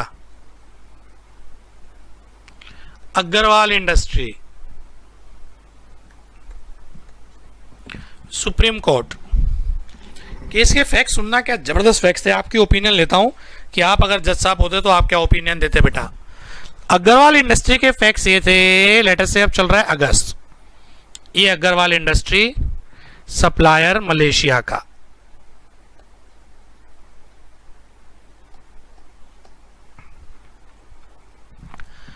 अग्रवाल इंडस्ट्री ने मलेशिया के सप्लायर से वनस्पति ऑयल, ये कुछ होता होगा बेटा, अग्रवाल इंडस्ट्री इंपोर्टर है, AI बोले तो इंपोर्टर। अगस्त की बात चल रही है, अग्रवाल इंपोर्टर ने मलेशिया के सप्लायर के साथ अगस्त में एग्रीमेंट कर लिया कि मुझे वनस्पति ऑयल चाहिए, 1 ही लीटर चाहिए, 1 ही लीटर मुझे क्या चाहिए, वनस्पति ऑयल चाहिए। रेट बताओ, उसने रेट बता दिया जी 500 रुपए पर लीटर, कोई भी एक पर्टिकुलर रेट 500 रुपए पर लीटर। अग्रवाल इंडस्ट्री से डिलीवरी अभी नहीं चाहिए, डिलीवरी मुझे दिसंबर में चाहिए।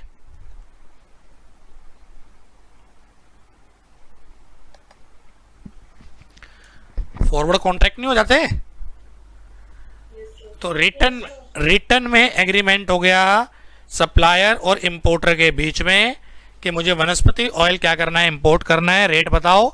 अगस्त में रेट बता दिया बेटा 500 रुपए लीटर के हिसाब से, हम दिसंबर में आपको क्या कर देंगे, सप्लाई कर देंगे। अग्रवाल इंडस्ट्री ने एडवांस में इसलिए बुक करवा लिया, उसको लग रहा है दिसंबर में इसका रेट बढ़ेगा, कि जैसे जैसे सर्दियां आ जाएंगी बेटा वैसे वैसे रेट क्या जाएगा साहब, हाइक पे जाएगा। इसलिए अग्रवाल इंडस्ट्री ने एडवांस में क्या करवा ली, बुकिंग करवा ली। बुकिंग हो गई बेटा, टाइम बढ़ा, टाइम बढ़ते बढ़ते बढ़ते बढ़ते दिसंबर आ गया।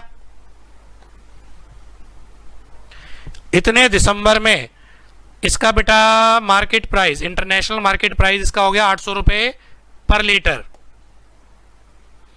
अग्रवाल साहब हैप्पी हैप्पी,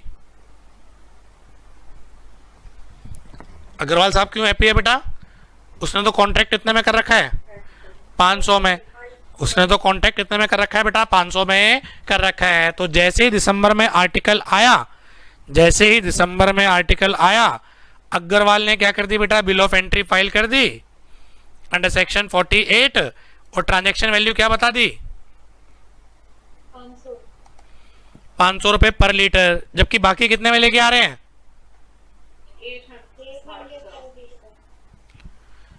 उसी टाइम का कंटेम्प्रोनियस इंपोर्ट जो हो रहा है वो कितने पे हो रहा है, 800 पे हो रहा है। पीओ आपकी तरह पढ़ा लिखा था, नालायक ने ट्रांजैक्शन वैल्यू को रिजेक्ट कर दिया। मैटर ले गया रूल 4 में, आइडेंटिकल गुड्स ढूंढो, मिल गए, किस प्राइस पे मिल रहे हैं? 800 पे। आइडेंटिकल गुड्स मिल गए बेटा, 800 रुपए के हिसाब से मिल रहे हैं, और अग्रवाल इंडस्ट्री की वैल्यूएशन कर दी 800 रुपए पर लीटर पे। ऐसा 1 लाख लीटर माल था, वो कितनी करोड़ों रुपए की क्या हो गई बेटा, उसकी वैल्यू इंक्रीज हो गई, पैर के नीचे से जमीन सरक गई। ये क्या हुआ? कितना बढ़िया एग्रीमेंट करा था, इतनी बढ़िया स्पेकुलेशन करी थी अगस्त में मैंने कि दिसंबर में प्राइस हाइक होगा, प्राइस हाइक हो भी गया, पर करें क्या साहब, पीओ ने क्या कर दी, टीवी रिजेक्ट कर दी, मैटर रूल 4 में ले गया। रूल 4 में ले गया तो क्या हो गया बेटा, वो 800 रुपए पर लीटर। एसएससी कंटेंशन क्या होगी सुप्रीम कोर्ट के सामने? सर केस जेन्युइन है, रिटर्न में कॉन्ट्रैक्ट है, फॉरवर्ड कॉन्ट्रैक्ट है, मैंने कोई मेल प्रैक्टिस नहीं करी, मेरी ट्रांजैक्शन वैल्यू एक्सेप्ट होनी चाहिए। वाइल पीओ क्या कह रहा है, नहीं जी नहीं, रूल 4 लगाओ, आइडेंटिकल गुड्स हायर प्राइस पे आ रही है, इसकी वैल्यूएशन भी हायर प्राइस पे लो। सुप्रीम कोर्ट के जज बैठे हैं बेटा मेरे सामने, कितने सारे जज बैठे हैं बेटा, लार्जर बेंच है ये, कॉन्स्टिट्यूशनल बेंच है, क्या डिसीजन दोगे? Contractual value shall be taken into consideration yes sir, या 800 रुपए? तो अगर मैं बोलूं अगर प्राइस राइज हो गया between date of agreement and date of actual import, तो कौन सा प्राइस माना जाएगा? कॉन्ट्रेक्चुअल प्राइस जिसमें कॉन्ट्रेक्चुअल प्राइस। तो अगर एग्रीमेंट की डेट पे प्राइस 500 था, एक्चुअल इंपोर्ट के टाइम प्राइस बेटा 800 हो गया, तो 800 नहीं, ₹500 shall be taken into consideration. तो एक लाइन में करेक्ट डाल देना बेटा, contractual price shall be taken into consideration. Contractual price shall be taken into consideration. जो कॉन्ट्रेक्चुअल प्राइस है बेटा, ये प्राइस आपका क्या होगा बच्चे, कंसीडर होगा। ठीक है, मेरे एग्जाम्पल में अग्रवाल इंडस्ट्री की जो वैल्यूएशन होगी 500 रुपए पर लीटर के हिसाब से वैल्यूएशन होगी। चलो आगे, अगला केस, ये पता नहीं एग्जाम में क्यों नहीं आ रहा, नेशनल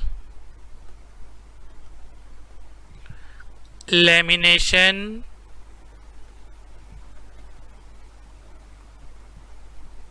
इंडस्ट्री, सुप्रीम कोर्ट। इसके फैक्ट सुनना, बड़े इंटरेस्टिंग फैक्ट्स हैं बेटा, ये कितने दिमाग वाले होते हैं बिजनेसमैन। बिजनेसमैन डाल हैं बेटा, डिपार्टमेंट पात है। ये हमारा ज्योग्राफिकल रीजन, इधर क्या है, इधर दमन, इधर मुंबई, इधर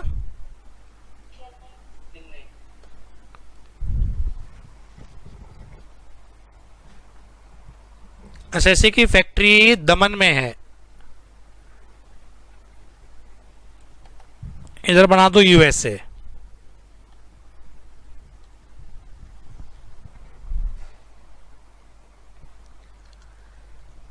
एसएससी क्या करता है बेटा, यूएसए से आर्टिकल इंपोर्ट करता है मुंबई पोर्ट पे। दमन में कस्टम पोर्ट नहीं है, पोर्ट तो है पर कस्टम पोर्ट नहीं है, इंपोर्ट एक्सपोर्ट नहीं होता दमन से।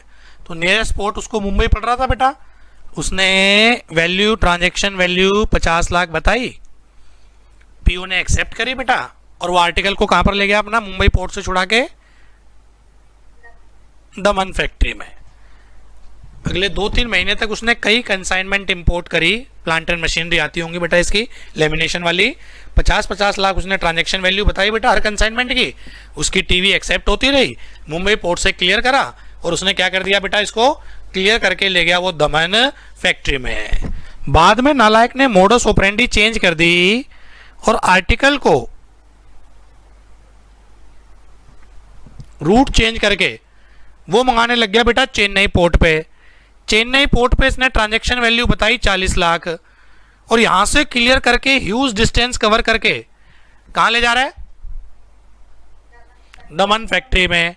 यहां पर उसने प्राइस को अंडर एस्टिमेट कर दिया, माइट भी इंटरनली दिमाग में चल रहा होगा कि इनको पता ही नहीं चलेगा। मुंबई वालों को तो पता है, वो तो मुझे पहचानने लग गए।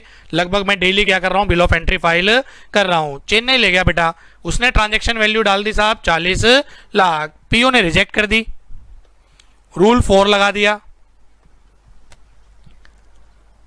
आइडेंटिकल आर्टिकल ढूंढो, मिल गए, एसएससी के ही मिल गए, दूसरी जनता के क्या इसी के मिल गए। और कितने पे मिल रहे हैं, 50 लाख पे, और पीओ ने 50 लाख पे इसकी असेसमेंट कर दी।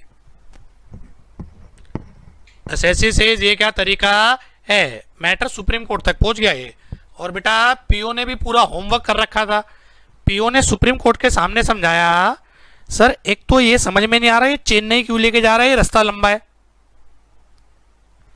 जब डायरेक्ट मुंबई में इंपोर्ट हो सकता है, ये मुंबई में इंपोर्ट क्यों नहीं कर रहा, ये लेके कहां पर जा रहा है साहब, चेन्नई में लेके जा रहा है, और फिर वहां से क्लियर करके लेके तो दमन फैक्ट्री में ही ला रहा है। सर ये वैल्यू को जान के अंडर एस्टिमेट कर रहा है, पोर्ट चेंज करके देख रहा है, वैल्यू इसकी ड्यूटी बचाने की है, कंटेंशन इसकी ड्यूटी बचाने की है। एसएससी कह रहा है नहीं नहीं जी मेरा केस जेन्युइन है, ये मशीन सेकंड हैंड थी, ये मशीन पुरानी है, ये मशीन थोड़ी क्या हो गई, डैमेज हो गई। पीओ कह रहा है जी बकवास कर रहा है, ना तो इसने कोई सेक्शन 13 का केस बनाया, ना सेक्शन 23(2) का केस बनाया, ना सेक्शन 22 का केस बनाया। पकड़ा गया तो अभी ये बेकार की बातें कर रहा है कि मशीन क्या है, सेकंड हैंड है, मशीन थोड़ी पुरानी है। कुछ नहीं है जी, ये मेल प्रैक्टिस केस है, इसकी वैल्यू 50 पे ही की जाए। एसएससी कह रहा है नहीं नहीं जेन्युइन वैल्यू है, 40 लाख पे की जाए। सुप्रीम कोर्ट तक मैटर पहुंचा, आप क्या कहते हैं?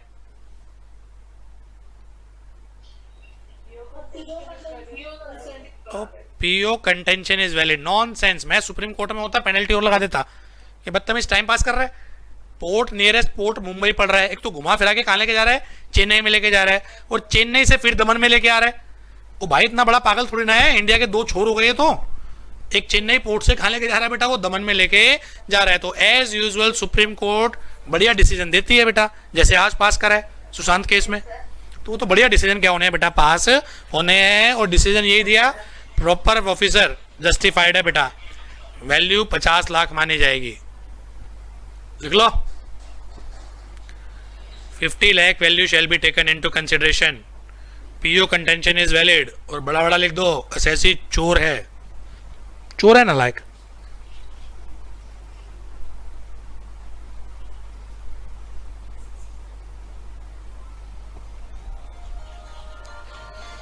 ठीक है साहब, एक समझ में आ गया ना। 5-5 नंबर के क्वेश्चन आएंगे, पर ये मार्क्स तभी मिलेंगे जब आपने बेटा केस का नाम रेफर करा हो, अदरवाइज 1 नंबर नहीं मिलेगा, कक्के नहीं मिलेगा। अगला केस लिखो, इसको पढ़ेंगे क्या नालायक को, ह्यूलेट पैकर्ड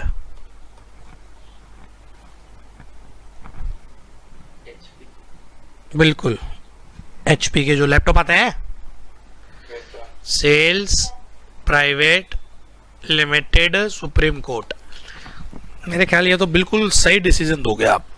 मेरे ये समझ में नहीं आता है सुप्रीम कोर्ट तक पहुंच कैसे जाते हैं।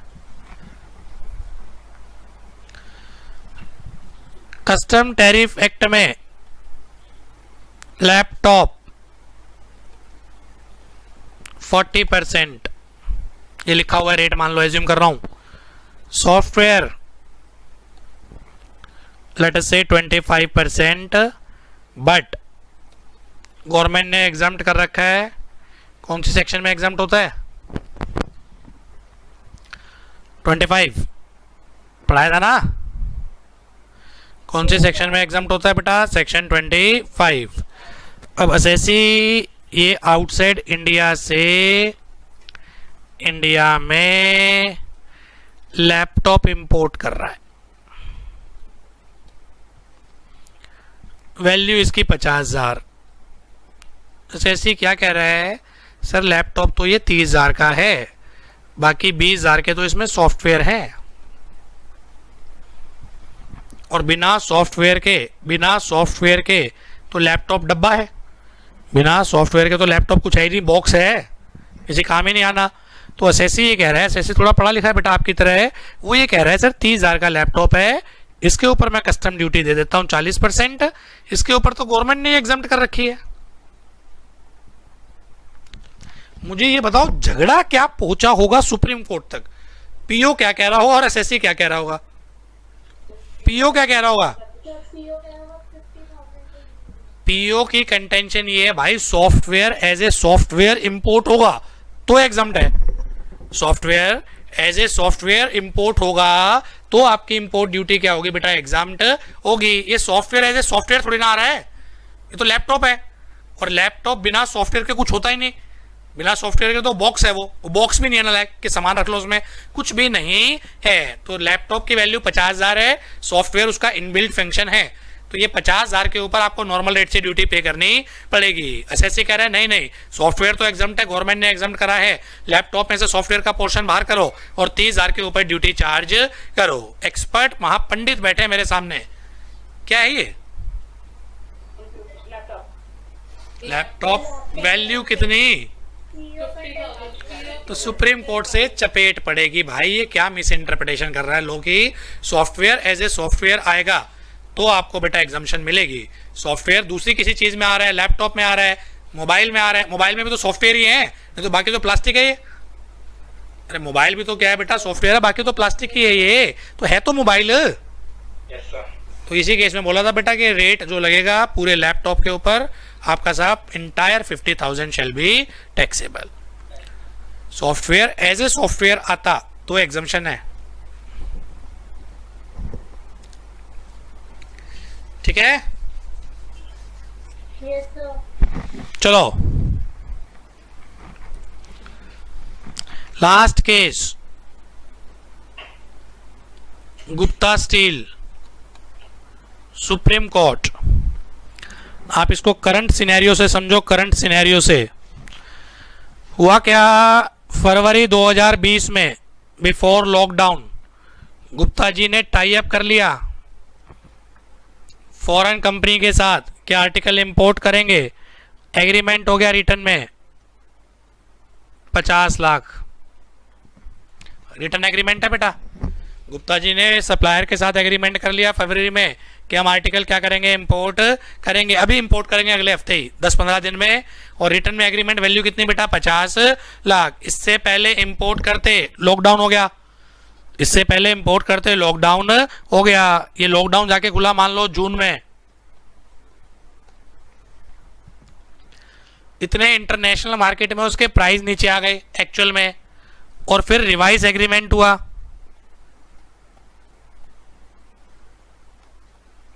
$30 लाख का। क्या इंपोर्ट करना था बेटा? हमें इंपोर्ट करना था जी, ये माउस इंपोर्ट करता हूं मैं बाहर से बेटा। ये माउस मैंने फरवरी में एग्रीमेंट कर लिया सप्लायर के साथ, 50 लाख रुपए की कंसाइनमेंट आएगी एक। In the main time lockdown हो गया, किसी कारण से नहीं इंपोर्ट हो पाया बेटा, 3-4 महीने सरक गए। इंटरनेशनल मार्केट में प्राइस डाउन हो गया। वो रिवाइज एग्रीमेंट हुआ कितने पे बेटा? 30 लाख पे। अब इंडिया में किस प्राइस पे आ रहा है वो? 30 लाख। इंडिया में आया, बिल ऑफ एंट्री फाइल कर दी, उसके साथ दोनों एग्रीमेंट लगा दिए, ओरिजिनल एग्रीमेंट भी, रिवाइज एग्रीमेंट भी। क्या झगड़ा हुआ होगा? झगड़ा। पीओ कह रहा है ओरिजिनल वैल्यू लूंगा, भाई एसएससी क्या कह रहा है? ओ भाई ओरिजिनल क्यों ले रहा है? ये तो मैं जेन्युइन हूं, मैंने दोनों एग्रीमेंट दे दिए कि किसी टाइप की कोई मेल प्रैक्टिस ना हो, कल को आप मैटर ऑडिट में ना लगाएं, केस जेन्युइन है, आप इंपोर्ट कर लो, आपको भी 30 लाख का देगा। मैंने कोई प्राइस बाइज नहीं है। इंटरनेशनल मार्केट में इसका प्राइस डाउन आ गया। Revise agreement value should be taken into consideration. You कह रहे हैं नहीं नहीं हम तो ओरिजिनल देखेंगे, 50 lakh value shell be taken into consideration. Supreme court तक मैटर पहुंचा, जल्दी बताओ। रिवाइज प्राइस याद रखना बेटा, अगर प्राइस रिवाइज हो गया, revise price shall be taken into consideration, लिख लेना। Revise price shall be taken into consideration.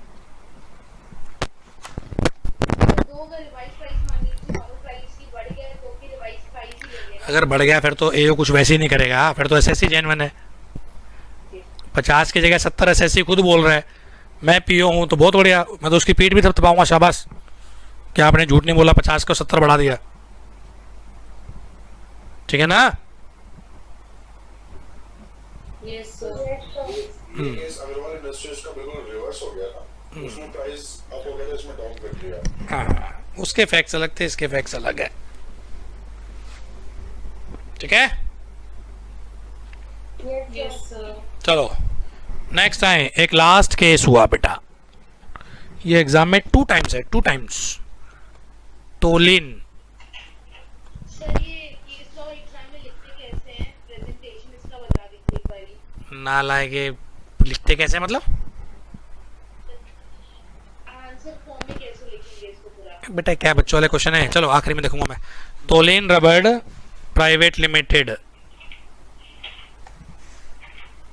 लिखा करो ना। फैक्ट्स ऑफ द केस ये हैं, इशू अंडर कंसिडरेशन ये है, इस केस ने ये डिसाइड करा है, फाइनली कंक्लूजन। 4 पार्ट्स में आंसर देते हैं। पहले फैक्ट्स में क्या है बेटा, इशू क्या था, फिर डिसीजन क्या है, और आखिरी में कंक्लूजन। एग्जाम में ऐसे लिख के आ जाया करो। बोलूं इसके फैक्ट्स क्या थे? Germany India second hand machine import करी,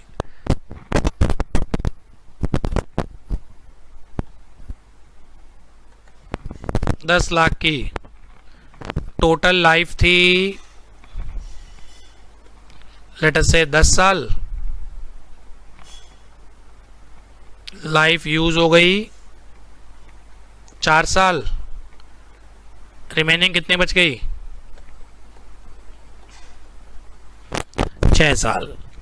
मैंने सेकेंड हैंड इंपोर्ट मशीन करी बेटा 10,00,000 की, पीओ वैल्यू से सेटिस्फाइड नहीं हो पाया, उसने रिजेक्ट कर दी। पीओ पढ़ा लिखा होगा बेटा कोई, पीओ ने क्या करा, पीओ ने मशीन की ओरिजिनल वैल्यू देखी और उसमें से माइनस कर दिया 4 साल का डेप्रिसिएशन, कि भाई 4 साल पुरानी है, 4 साल का डेप्रिसिएशन माइनस कर लो।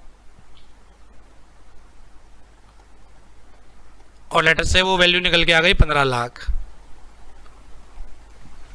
तो पीओ कह रहा है जी 10,00,000 जस्टिफाइबल नहीं है, उसने वैल्यू रिजेक्ट कर दी। और वो ले गया बेटा रूल 9 में, उसने अपनी जजमेंट लगाई।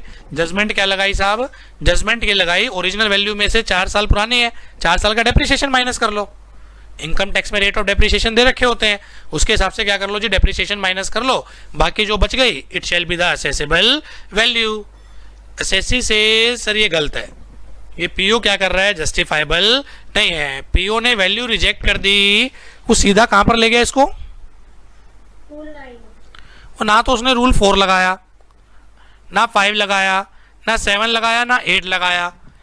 सर वैल्यूएशन तो सिक्वेंशली होती है, ये तो सीधा ही कहाँ जंप कर गए, रूल 12 पे रिजेक्ट करके सीधा कहाँ लेके आ गए बेटा, ये रूल 9 में अपनी जजमेंट के हिसाब से क्या कर दी इन्होंने, वैल्यू कर दी। सर गलत है ये, इन्हें वैल्यूएशन करनी चाहिए सिक्वेंशली 4, 5, 7, 8। सुप्रीम कोर्ट तक मैटर पहुंचा बेटा ये।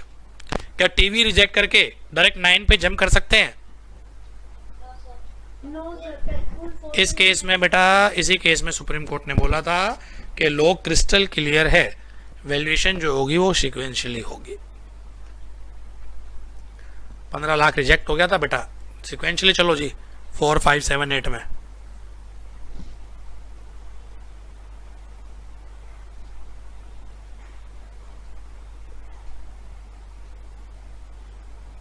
ठीक है, Yes, sir. Yes, sir. अब वाइंड अप हुआ है बेटा import valuation in totality. So that is all for today बेटा, थैंक यू।